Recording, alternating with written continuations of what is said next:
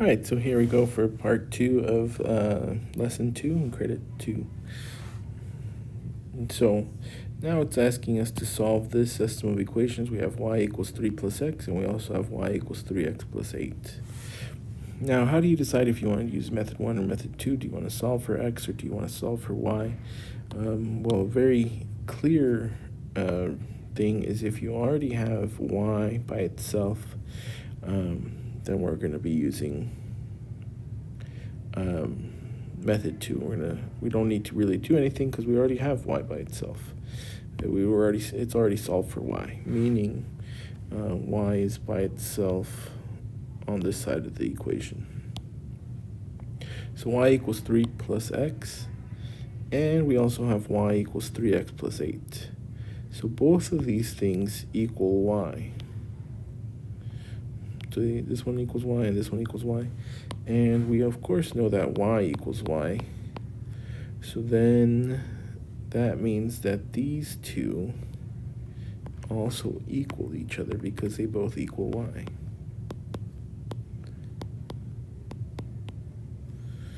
Now, why do we want that?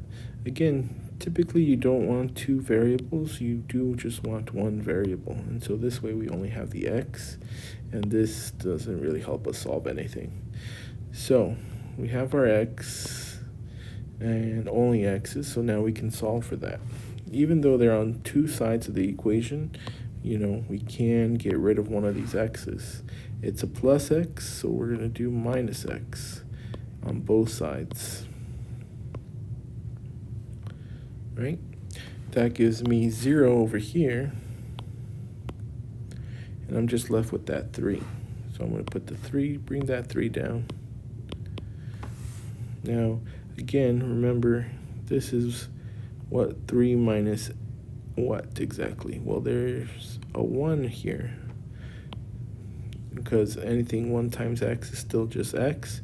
So that's why I can put a 1 there to help me visually see that it's 3 minus 1, which is 2x plus 8. Now I want to get that x by itself. So I want to get rid of the 2 and I want to get rid of the 8. Now there's that plus 8.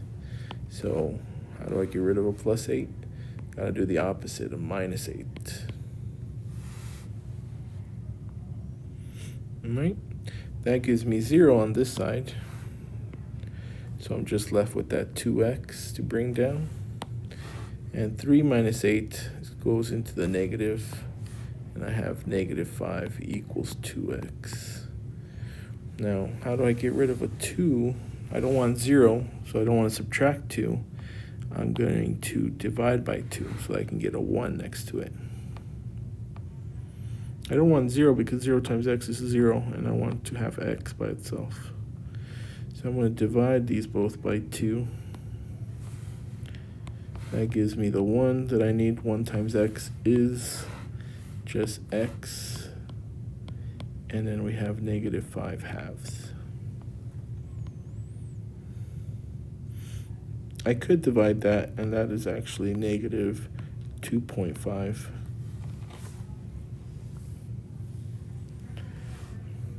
So that would be now plugging into the equation y equals 3 plus x. Change that to the negative 2.5 that we found to be x. So y equals 3 plus negative 2.5. 1 is positive, 1 is negative, and we're doing plus in between. So that means we're actually going to subtract the numbers. So that's just going to leave me with 0.5. Positive, because the 3 is the bigger one, and that was positive, so we have 0.5. So our solution is, it's going to be an ordered pair, x comma y. Again, this was our x, this is our y, so negative 2.5 comma 0.5. And that's it. Now, if we have word problems, we have to figure out what they represent. So in this case, we have a cyclist, first cyclist travels at a rate of 23 miles per hour.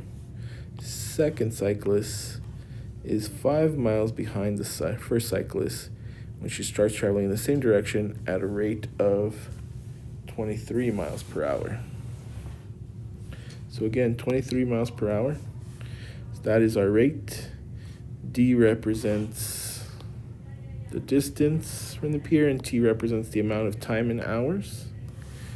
So since this is the 23 miles per hour and T is our time in hours, we're going to multiply these together. So that's where you see 23T. This was 5 miles behind, so that means the other one was 5 miles ahead. So that's where we get that plus 5. Again, we have both of these equal to D. So that means that this is equal to this because they both equal D and D equals D. So we can plug that in. In other terms, this is equal to D, so I can plug that into this D. And we get 23T plus 5 equals 23T. So we have a variable on both sides. We have to get rid of one of them. But it's the same one. So when you subtract the 23T from both sides, you get 0 and you get 0. The only difference is this one still has a 5 there. So you bring down that 5, that's 0. So you bring the 0, there's nothing else to bring down. So we have to bring down just a 0. 5 equals 0, that is false. That's not a true statement. 5 does not equal 0. So what does that mean? That means that there is no solution. Okay, so we see that here. There is no solution because 5 0 is never true. The two lines are parallel. If you were to draw them out, means they don't cross. So the second cyclist will never catch up with the first cyclist, which makes sense because they are going the same speed. They are both going 23 miles per hour, so he can never make up the 5 miles that he was behind. Okay, so here I do want you to say, what does it mean in context to the situation that both equations in the system has a term 23T? Where did we get that 23 from in the word problem? What was that talking about? And then it says, step 4, highlight what no solution looks like algebraically, graphically, and what it means in context in the situation. So this is how it looks graphically. It's that two lines don't touch. This is how it looks algebraically. Something that's not true as far as statement goes. And then this is what it means in context. The second cyclist will never catch up with the first cyclist. All right, so we have another real world situation. We have a standard rectangular highway billboard. So we have our rectangular billboard. It has a perimeter of 124 feet. The length is 34 feet more than the width. So this length is 34 plus W, and this is W. That's where we get this equation from. The perimeter, there's two lengths, there's two W's, so that equals 124. Okay, so solve one of the equations for one of its variables. Remember, that means having one of the variables, L equals something or W equals something. And if you look right here, this one says 2L plus 2W, but this one says L equals 34 plus W. So we already had one solved. So L equals 34 plus W. The L is by itself. All right, so we're going to solve by substitution. So we got this 2L plus 2W equals 124. So we're going to plug this in for the L. So 2 times 34 plus W plus 2W. Remember, we got to bring this one down too. Equals 124. Take this and multiply both these numbers. 2 times 34, 68. plus 2 times w is 2w plus 2w equals 124. That would give us 68. And 2 plus 2 is 4w. Why could we add those together? Because they both have a w. So those are like terms. Equals 124. Gotta get rid of that 68 first. Always get rid of the constant, not the coefficient. Remember, the constant is the one that doesn't have the letter attached to it. So we're going to, that's a positive 68, so we're going to subtract 68. Both sides. Gives us 4w equals 124 minus 68, which is going to be, I'm going to have to borrow from this one, make this 14. That's going to be 6. Borrow from this one, that makes 11. It's going to be 56. Okay, so then we divide by 4. Remember, the whole reason for that is so that I can, the same number divided by itself is 1, gives me just w. And 56 divided by 4 would be 14. Okay, so that's 14, and we were talking about feet, so it's 14 feet. So that gives me the width, but I still need to find the length. Length is 34 plus w. The w is 14, so L is equal to 34 plus 14.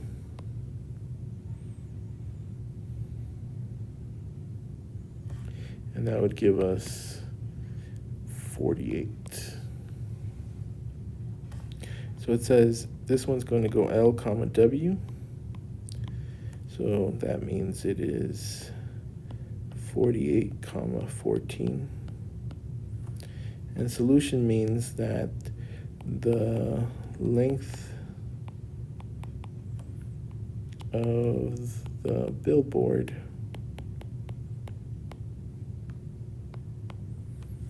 is 48 feet and width is 14 feet.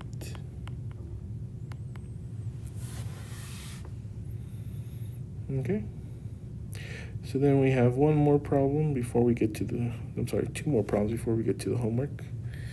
In this one, at the gas station, you have seen 3 ratings of unleaded gasoline, which are 87 octane, 89 octane, and 92 octane. That represents the percent of iso-octane in the gasoline. So it can be made of 87%, 89%, or 92% iso-octane. You want to run it at 89, but you only have 87 and 92, and you need 10 gallons. So it tells you here X is the number of gallons of 87 octane, Y is the number of gallons of 92 octane. They add them together here to make the 10 that you need. But when you multiply 0.87X and 0.92Y, it should give you 8.9. And that's 8.9 comes from multiplying 0.89 by 10. The 10 gallons you want and the percentage you want.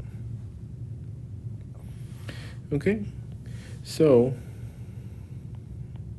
X plus Y equals 10. I'm going to solve for X. So I want to get X by itself. Got to get rid of that Y. So I'm going to subtract Y from both sides. That leaves me just X equals negative Y plus 10. Remember, again, I don't put these together because this doesn't have a Y. They're not like terms. So I'm just bringing this negative Y and this positive 10. I'm putting them in an expression together. Now I'll plug that into the other expression, 0.87x. So this one's going to go here. Plus 0.92y equals 8.9.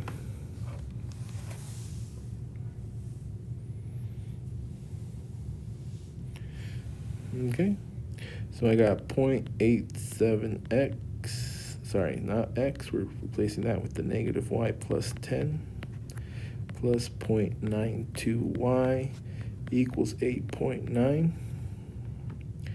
That gives me negative 0.87y plus 8.7 plus 0.92y equals 8.9. These are like terms. So what that gives us is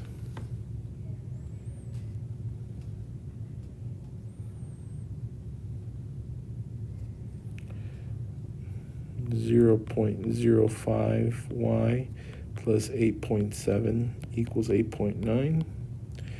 Subtract that 8.7 to get rid of that.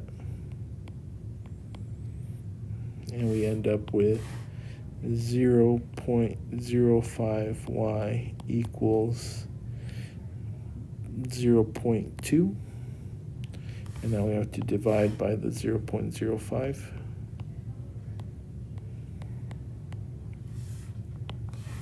And we get that y equals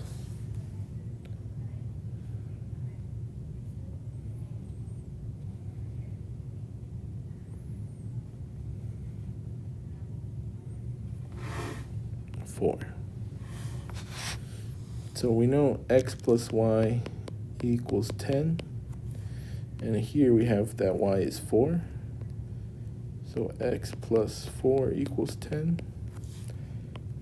Get rid of that plus 4 by subtracting 4. So we get x equals 6. So that means we have 6 comma 4. And what that means is that we have, remember, x is the number of gallons of 87 octane. We need 6 gallons of 87 octane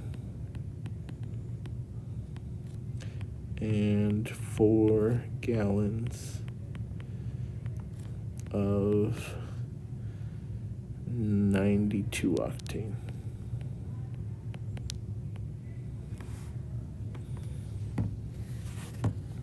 All right, the last one. Titanic traveling from France toward New York signaled a distress call once it struck an iceberg. A second ship, the RMS Carpathia, is 58.9 miles away, traveling towards the Titanic at a rate of 19 miles per hour. So this is 8 foot, 19 miles per hour. Let D represent the distance the boats are from each other, and T represents the amount of time in hours. All right, so we got these equations. D is 58.9. That's how far away the Titanic was from the Carpathia. And this is D is equal to 19t. That's how fast the Carpathia is traveling times the time. So we have D's here by themselves. So we can replace them with these numbers. Means since D equals D, we can put 58.9 equals 19t. Okay, and to solve that, there's nothing adding or subtracting, so we just gotta get rid of this 19. So again, I don't want to make it 0, I want to make it 1 because it's right next to the t, means it's being multiplied with the t. So I don't want 0 times t, I want 1 times t. And that'll give me t equals 58.9 divided by 19. Which when you put in your calculator, you get 3.1.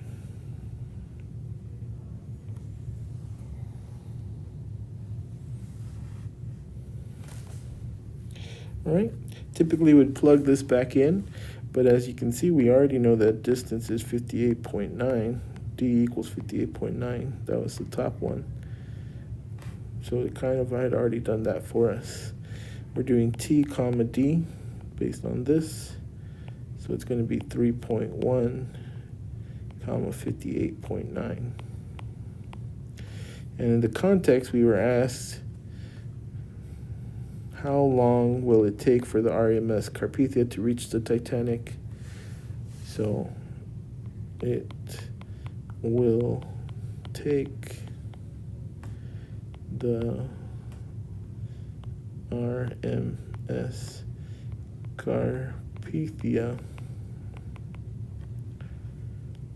3.1 hours to travel 58.9 miles to the Titanic.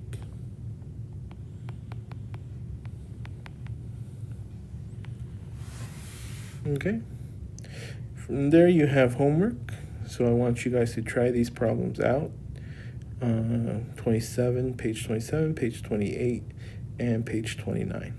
All right. And come into your appointment if you have any questions so that I can review your work and we can go over any questions you have.